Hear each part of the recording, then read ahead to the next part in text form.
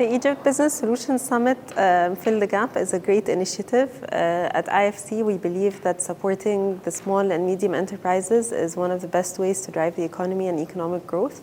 So having all these players in one room to discuss how to support the sector, to provide access to finance to the sector, is a very positive initiative that we think would have very positive results as well. Of course, because what's very important about the summit here is that you have the private sector, you have representatives from the retail sector where you have a lot of SMEs, you have development institutions, you have government representatives.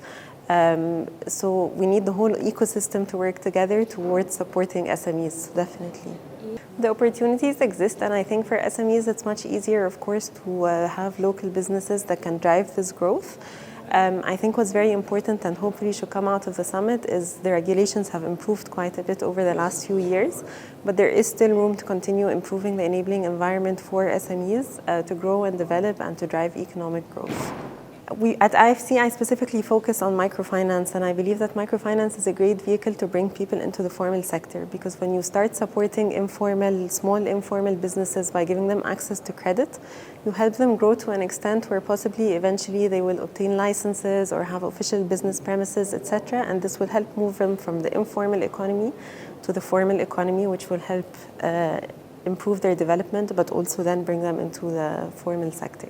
So banks have been playing a much bigger role, I think, since the initiative in 2016 for them to support SMEs.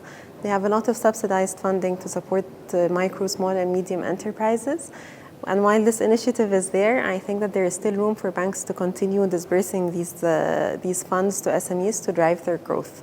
So there's definitely been a positive development in that sense from the banking sector, but there's still room to continue to support this segment.